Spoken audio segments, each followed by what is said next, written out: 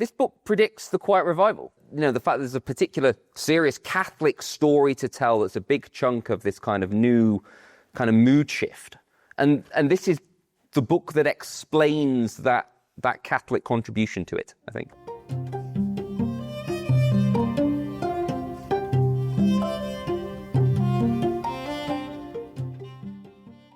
Great. So welcome to Into the Truth, the podcast from the Catholic Truth Society. As Jordan said, my name's Piero Finaldi. I'm the CEO and publisher of the Catholic Truth Society. And this is our first podcast in front of a live audience. So give everybody a whoop and some applause. Thanks. Now, it's my great pleasure to be able to welcome the three authors of this wonderful book, the first in a new series from the CTS of scholarly texts. So you'll see it's a little bit more substantial than our usual booklets that you've been finding at the back of parishes for the last century and a half. And it's a wonderful place to start. So I'm going to hand over the microphones for the authors to just introduce themselves briefly. Hello, everyone. My name is Bernadette Durcan. I am a PhD candidate at St Mary's in Twickenham.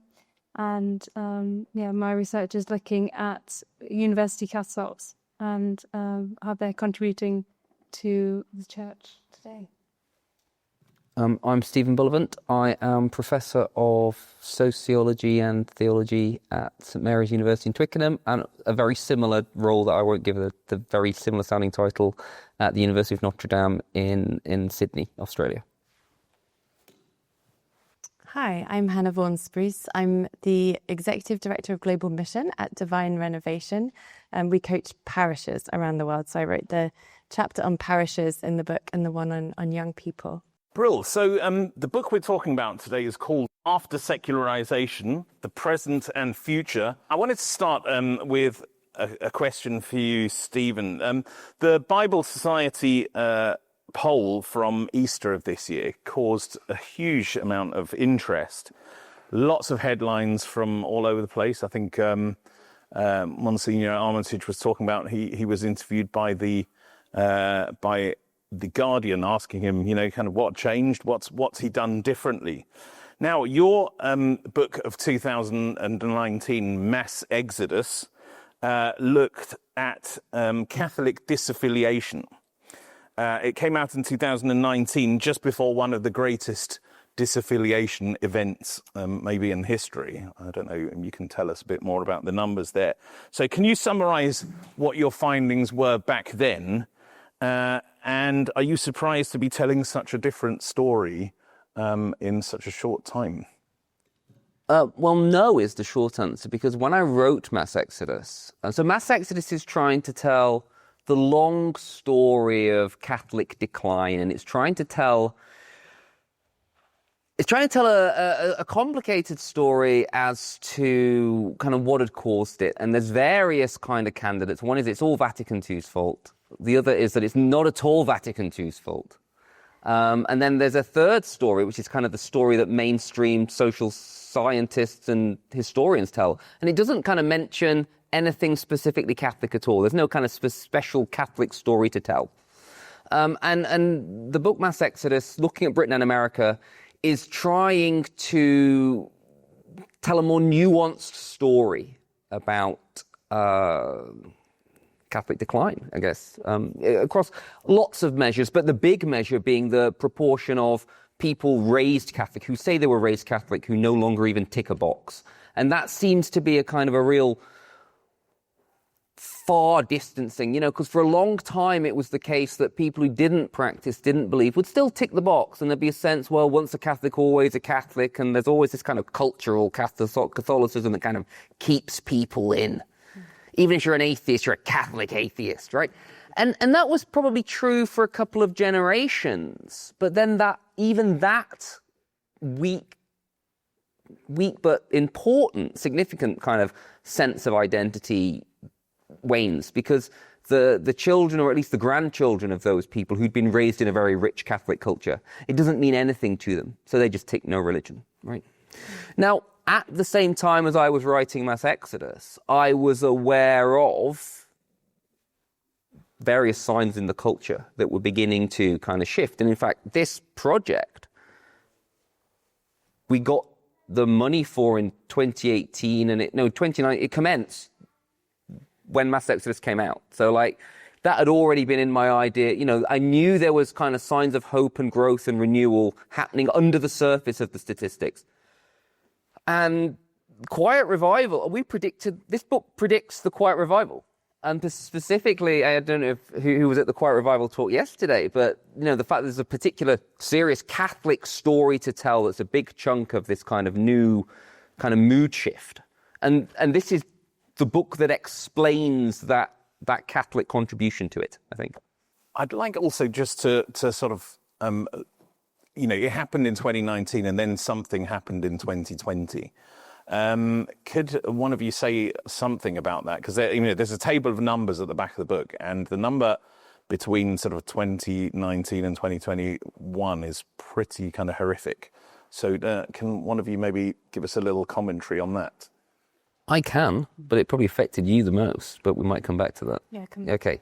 So basically, I think in a sense, the pandemic cleared in businesses. In businesses, if you're trying to make a big investment, put a big kind of an expense, it's often better to kind of tank 1 year's figures rather than to kind of have a lag over time. And there's a sense in which what the pandemic did, it cleared out about a third of the mass-going population on a typical Sunday.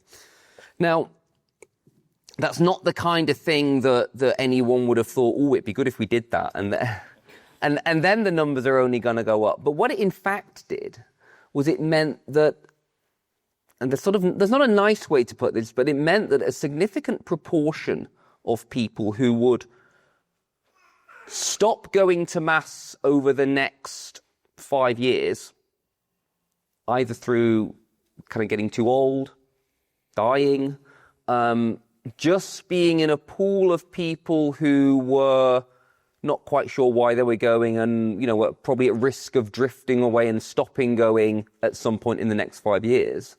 There's a sense in which the pandemic took a large chunk of that loss in one go. But what that also meant was that the people who came back after the pandemic had to be there for a reason. And this is especially true of people with young families. I think there were a lot of families who kept thinking, we really must go back next week.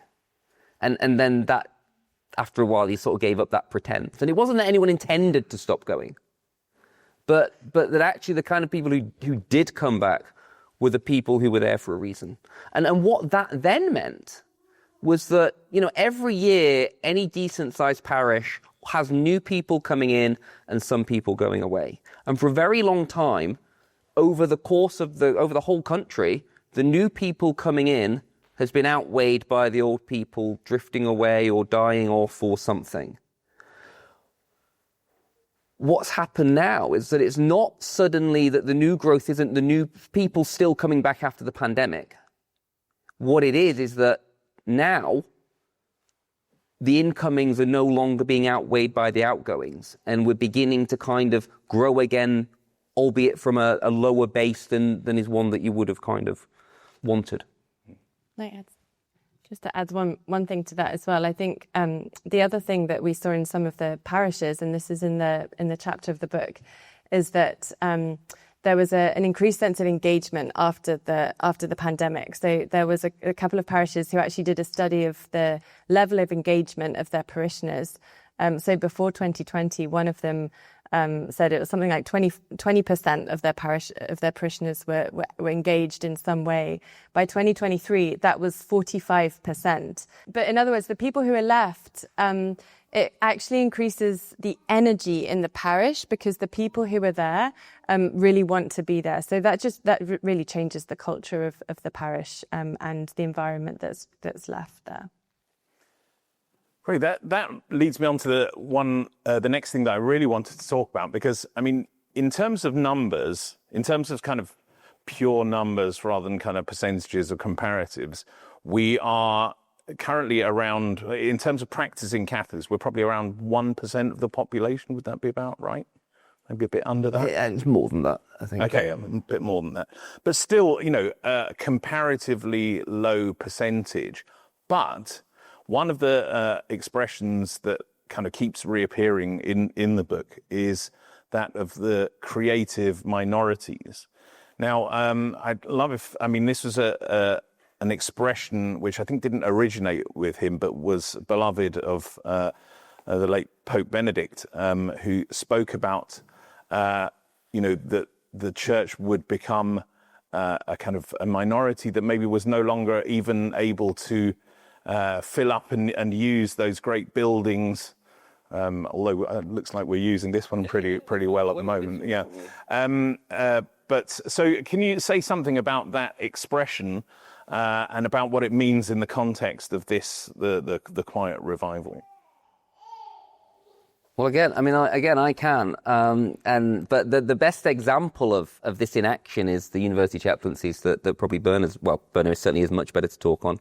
Basically, the idea is an idea that Pope Benedict got from the British historian Arnold Toynbee. And the idea there is it's sort of these like small committed minorities who are the sort of the drivers of change in any societies. And Arnold Toynbee points to all sorts of instances through world history.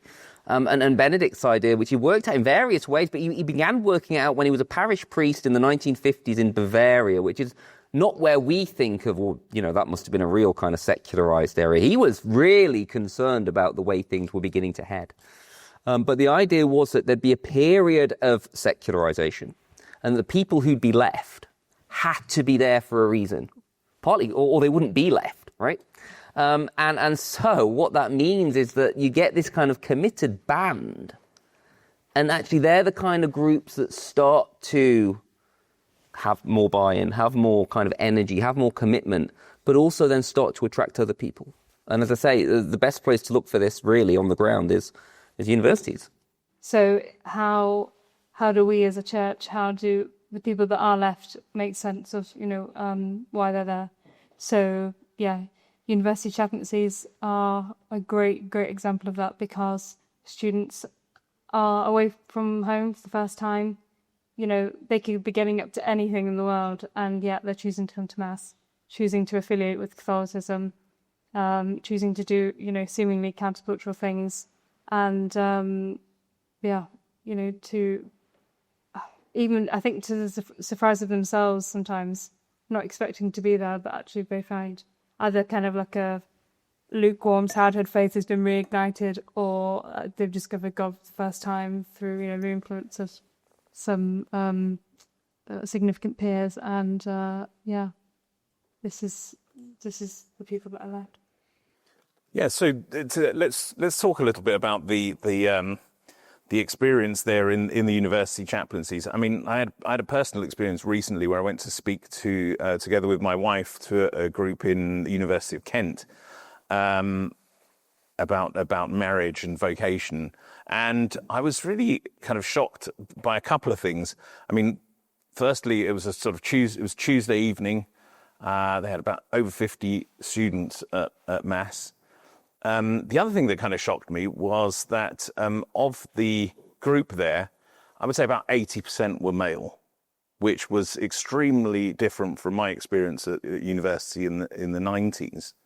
And then the third thing was just the kind of thirst for knowledge and questions. I think we gave a talk for half an hour and had 2.25 hours of Q&A afterwards. It was really incredible. So, I mean, that I really sort of felt that there was something kind of slightly punk about, being part of the Cathsoc. Is that what you found? What do they say? Like it's the last thing, it's the last rebellious thing now to be Catholic, because everything else is cool. So the chaplaincies, definitely the desire, the impulse for intellectual formation is extremely strong.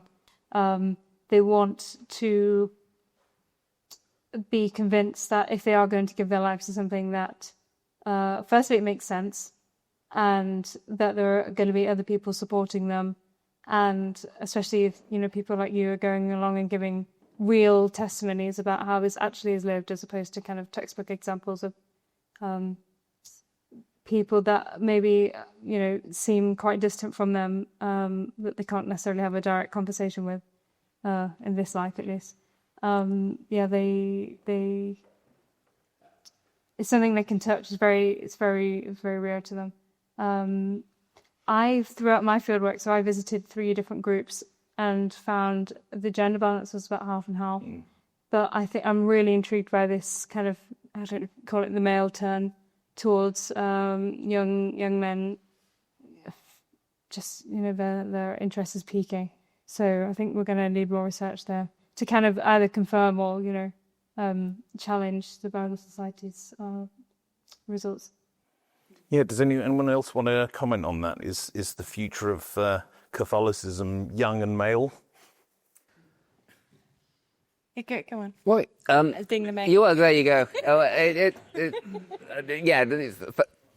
Yeah, one out of 2 ain't bad, thanks. First of all, I think half and half is a real male shift. I mean, like all the statistics I've seen, and I've seen a fair few, more than most people, is that the Catholic, not even the Catholic population is 2 women to every man in Britain, and it's the same in America pretty much. And why would that be? It's not because we baptize twice as many girls as we baptize boys. It's because men are far more likely to be you're far more likely to stop even ticking the box. And that's been true. That's not just a Catholic effect. And it's also true, most congregations tend to be very skewed women. Again, probably about 2 to 1, adult women to men. It's far more common to see mothers with children than lone mothers with kids than it is to see lone fathers with kids. The places that you see where that seem to be very strong, you don't see this. So one of the bits of field work that begins the book is at, which some of you may know, is at in West Bromwich, there's a Syro-Malabar charismatic gathering every month, with like 2,000 to 3,000 people there every month. It's like the second Saturdays or whatever. And it's noticeable how gender balanced that event is. It's also true of lots of traditional Latin Mass congregations. Not that there's more men than women, but that there's not significantly more women than men. And actually that itself is, I think, a sort of a healthy evening up. And that is new, I think. So yeah. And to say that we're seeing like that at university chaplaincies too, means that it's not just to what you might say, there's very niche groups, which, but this seems to be a kind of a more across the board thing.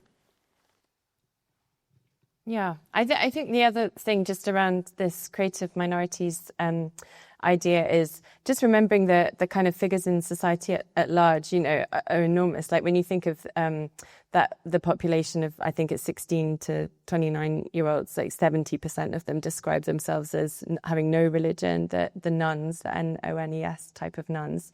So, it's very, very large numbers. And yet it's in that part of the population within Catholicism where people are practicing much, much more strongly than older generations in Catholicism. So if you're younger, and Catholic, it's a high predictor of you practicing much more strongly. But then these are tiny numbers. So, if you look in your parish on a Sunday, there aren't many of them. And this is the other thing that we really focus on in the book, is that you're much more likely to be nationally networked. Like, in other words, your community is not going to be like a local geographic community, probably. There are some instances where there's like amazing youth groups. There's an incredible youth group that we tell the story about in Elgin in Scotland, the Dominican Sisters, and they have 50 teenagers coming every fortnight, and but that's kind of the exception. On the whole, these young people are connecting nationally through movements like Youth 2000, and many of them who are here actually at this festival. In fact, this festival will be a very good example of the national networking of young people and how they're able to kind of sustain their faith through that connection. Yeah. Brilliant. So that brings us on to next thing that I wanted to ask about. So one of the chapters is about youth and ecclesial movements. And I don't know, I think our experience on the panel would be kind of quite strong, apart from Stephen, I suppose, in the youth movements and ecclesial movements. I myself was brought up in the neo-catechumenal way, for example. I know you were very involved in Youth 2000 growing up, and I think me as well. So, I mean, this was something that was really being spoken about hugely. I remember, particularly around the year 2000, there was a big meeting in Rome that gathered together all the ecclesial movements, and I think also Colonel Ratzinger at the time wrote a piece on in Communio, I think, on the new movements as a sign of the renewal of the Second Vatican Council, but also as a sign of the Holy Spirit at work. And as created specifically as an instance of creative minorities. Yeah. I mean, I'd be interested to know, 25 years later, is that a model which is still kind of current? Is it still kind of working in the same way? How did you find, I mean, you spoke particularly about Youth 2000 and I think One Hope Project in the book. But I'd be interested also, do give some examples from those, but also kind of generally, how are you seeing kind of movements and youth and ecclesial movements in the church in general, in the UK specifically? Yeah, I think, as I said, these are small numbers. They're nationally connected with each other. I think, I don't know, it probably is different from 25 years ago. I think now, being in the digital age actually changes everything. I think that's a huge shift that's taken place. And, we look at certain things like the role of discipleship and mentoring. That was one of the things that one of the groups that we studied did. And so much of that is happening online. That's happening through relationships online. And I think, maybe you have events taking place at certain points during the year where people come together physically, but most of the relationships and most of the communities are sustained in kind of through an online presence. So I think I'm sure that there's been an evolution from how we would have experienced that more 25 years ago. I also think that there's like a spillover into parishes, and I think that there was just so much interconnection between those two chapters, and just I suppose it's people who grow up through the ecclesial movements or some kind of youth group. Then they find, okay, where have I got to go? I've got my local parish, and it's not great. Like, it's not like the youth group or the youth movement that I've been a part of. And so that was the other interesting shift with parishes as well. Just the shift from being very geographically focused to now people are actually moving to a parish that they are intentionally choosing to go to because it feeds them, because it kind of meets the particular way that the faith nourishes them and things like that. So I think there's lots of overlap, but I think people are dipping in and out, parishes, movements, groups, online communities, different ways that are feeding them. Yeah, and do you see that as a kind of example of, the Catholic universalism, or is that a problem for the parish as a structure? Is the parish kind of struggling to keep up with that?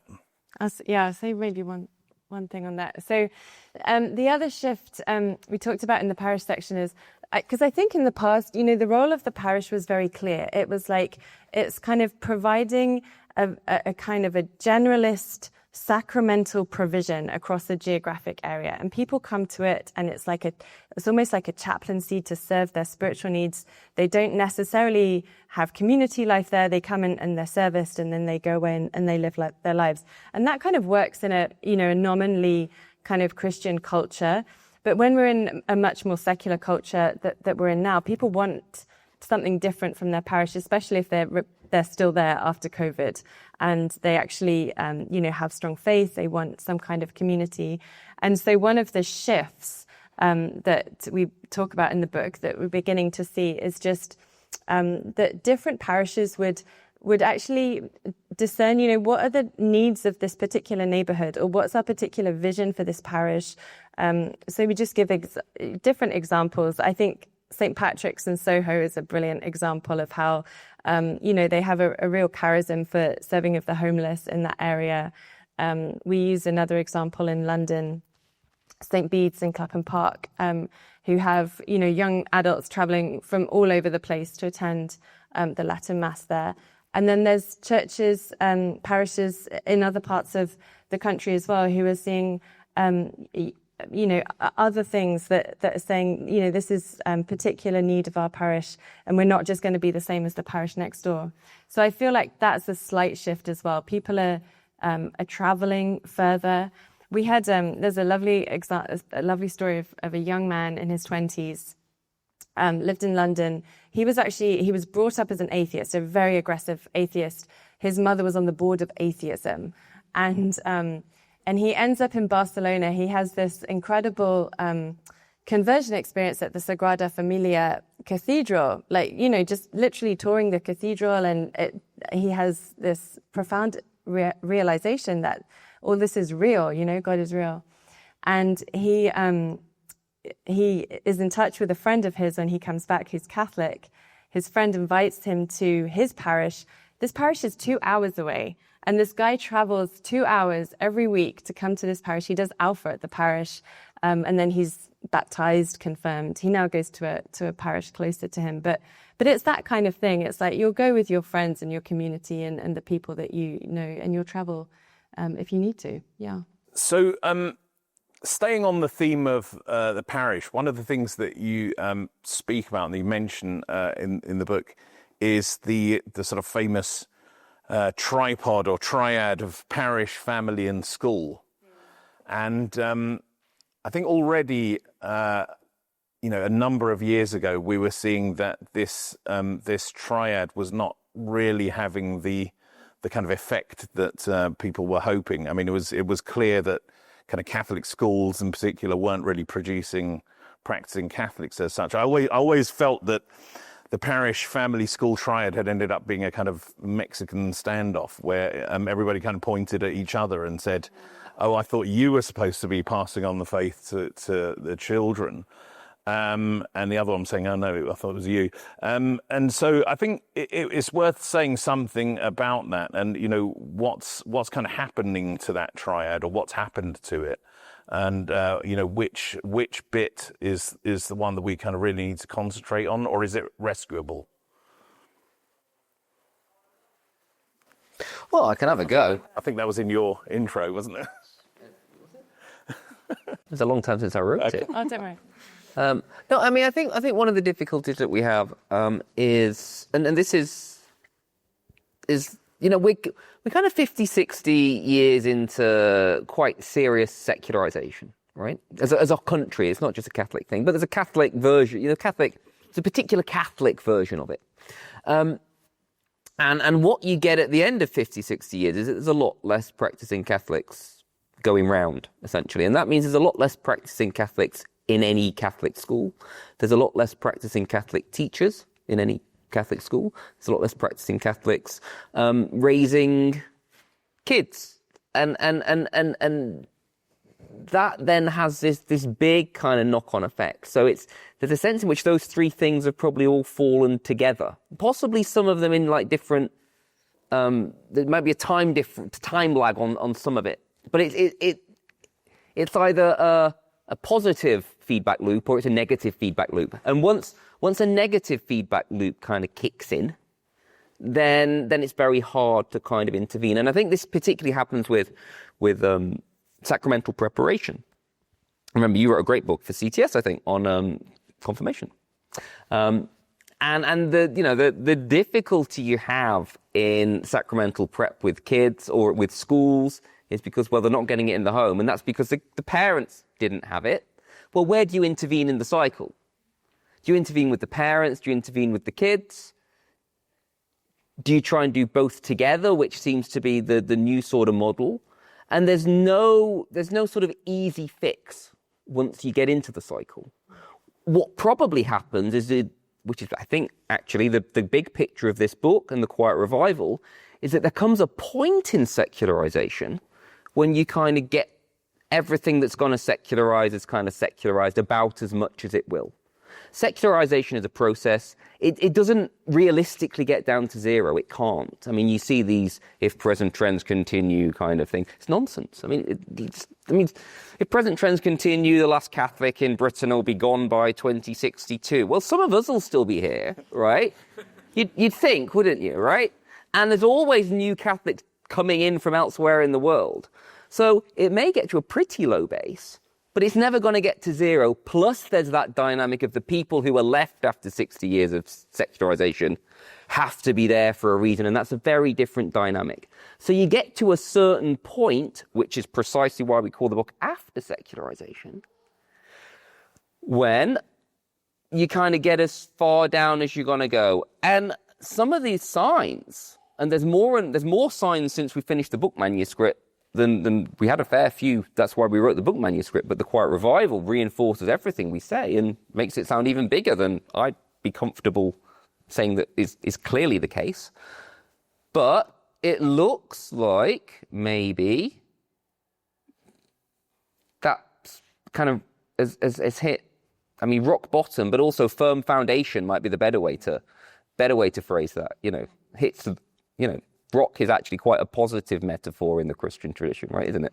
So we could do something. We could do something with that, I think. I would just say with the family, school, parish kind of triad, I think we were kind of relying on a system to work, and we just manage the system, like do the things, and this will just kind of automatically make disciples. And the thing is, in the culture today, nothing automatically makes disciples. There's got to be this intentionality. And so every young person and young person initiative that is quoted in the book and that we interviewed and spoke to, there are actually no stories of someone really coming alive in faith thanks to their school. I'm not saying that never happens, but there are no stories of that in the book. But it was through a lot of kind of converging and very intentional overlapping ways, the family, youth events, wider networks, wider communities, lots and lots of things working together. Because if you're not intentionally swimming against the tide, you're going to go in the direction of the tide. And it takes a lot of different things, I think, working in that way to keep young people alive in the faith. So, but we can't rely on any system anymore. Yeah. And I would just add, I think, from my experiences with the universities, the students are like, over the summer, when they're not in lectures and things, they're like, oh, I've got to go back to the parish. Like, where am I going to go when I haven't got, when Father's not around or the Ray Chaplain's not around, who am I going to go? And like, if my friends, they go back to their, respective countries or whatever. So it's like the term time's like the time to be ignited, and then that will kind of like, this is a slow burner that keeps them going, but it's kind of with hesitancy because there just isn't the level of fervour in the parish. Which is an amazing story, considering I think one of the major places of disaffiliation in the past has been university, hasn't it?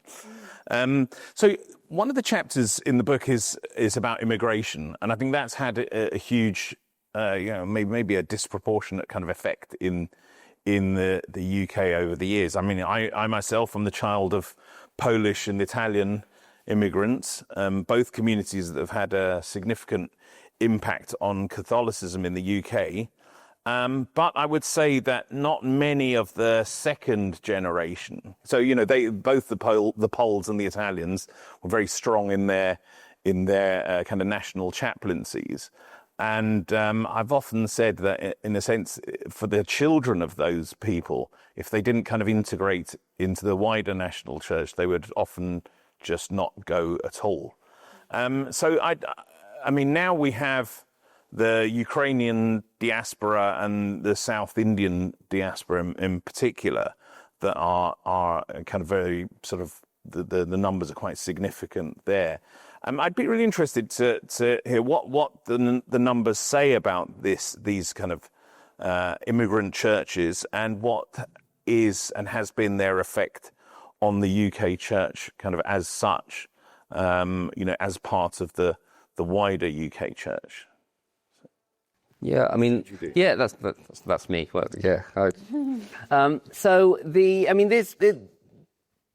Immigration has been a huge part of the Catholic story in this country for a very long time, right?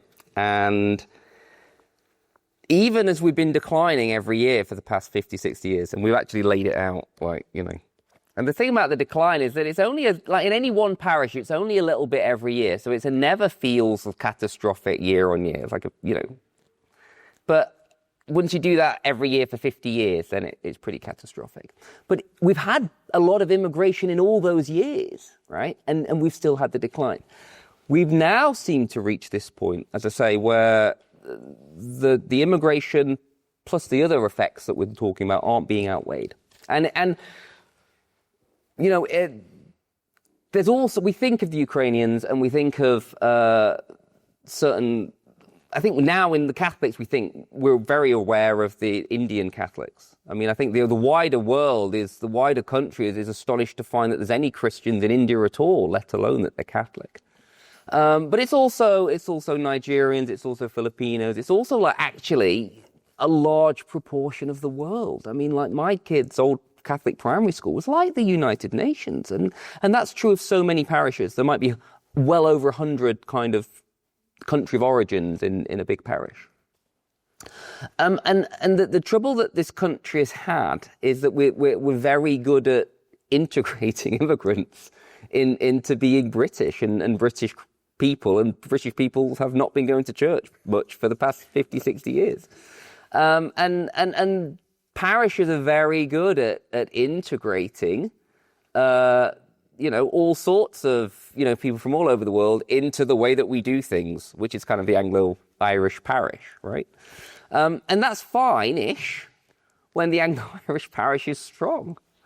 When the Anglo-Irish parish model is, for all sorts of reasons, declining year on year, then it'd be better to preserve the distinctiveness, to try and keep some of that going. And I think this is one of the things why we focus quite strongly on the Syro-Malabars, particularly the Ukrainians. But also there's a lot of these particular national or language communities or masses that will be 3 p.m. every fourth Sunday somewhere. And even if it's happening in your church, you've no idea. And you can turn up at a church that was a third full at the 6 p.m., the 9 a.m., the 11 a.m., 40 people there. And then you happen to be walking past at 4 p.m. on a Sunday, and there's 400, Syro-Malankara. You don't even know there is a Syro-Malankara church, and it's packed. And there's a sense in which every single parish probably has a few Syro-Malankars or Syro-Malabars, and you could name several dozen other nationalities, and it will look different depending on parishes and be more or less in different parishes. But each of these communities normally has quite a serious kind of centre of gravity and network and events of their own. And my favourite example is the Tamil Catholic community. Now, you may not even know that there is a big Tamil Catholic community, right? But you do if you're in Walsingham, when there's 20,000 of them, all there for the biggest Walsingham pilgrimage is the Tamil pilgrimage. And if you can imagine what it's like getting 20,000 people into Walsingham on a particular Sunday. And now they have two, there's Tamil 1 and Tamil 2, because it's just chaos. They just can't do it. But you wouldn't even know there's a big Tamil Catholic population unless you're in a certain number of parishes in a particular bit of London, or you happen to be a part of that world. And one of the stories we want to tell is that there's a huge reservoirs of strength, not just in 2 or 3 of these communities, which is maybe what we think of, but in probably 3 dozen or more of these communities.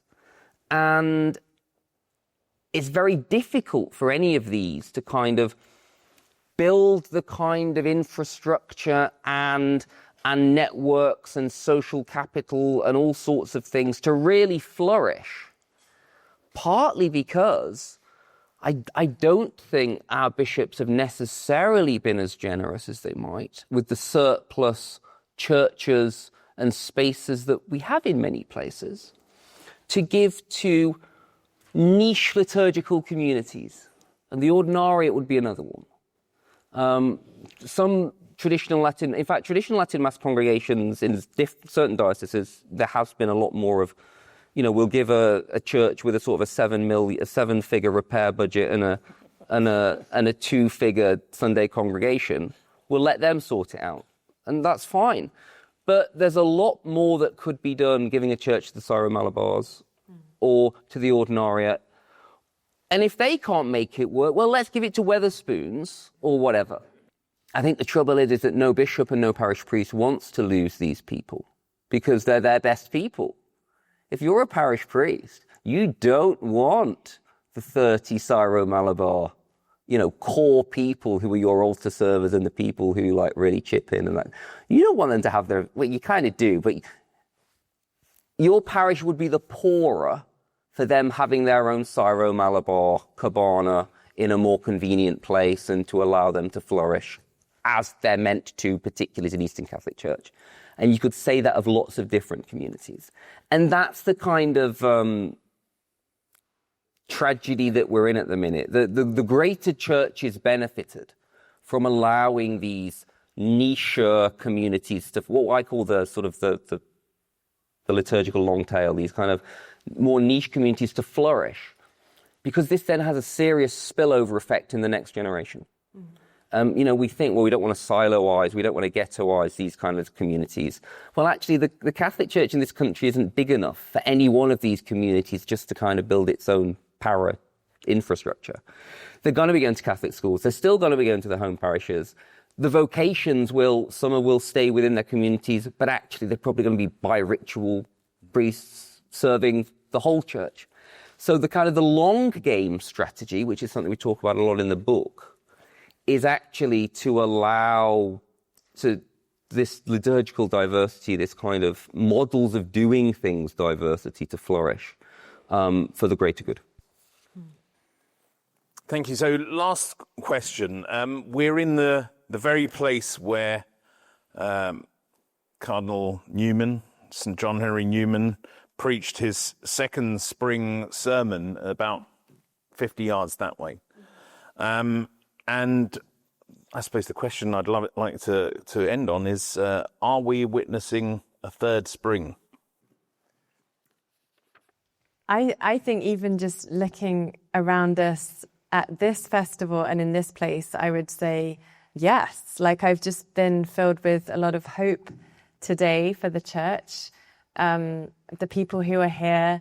Over the last year, the stories that I've heard in parishes, the numbers of people being baptized, numbers in RCIA increasing.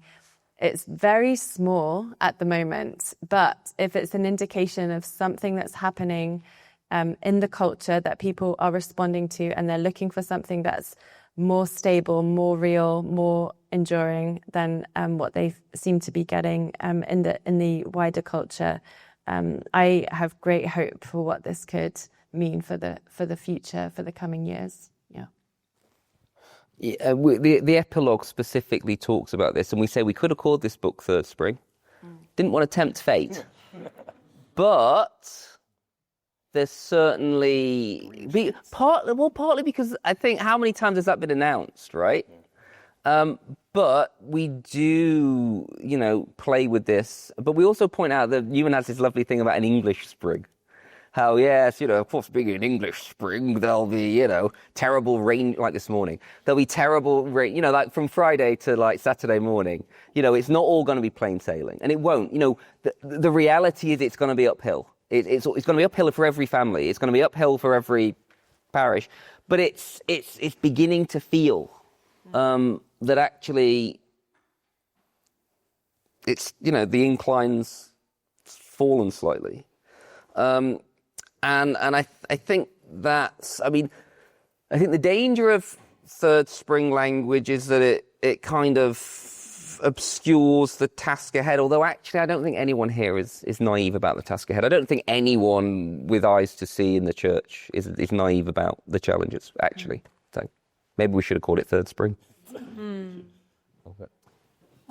Yeah, I would say it's like quality over quantity. From what I've seen, lots and lots of hope, lots of convicted people that really want to own it for themselves, also want to share it, and that's exciting because they're like, this is, I can't keep this to myself. I need other people to know, and they're confident about it, and I just trying to be normal, not to kind of think, the world doesn't understand me, I'm not going to bother.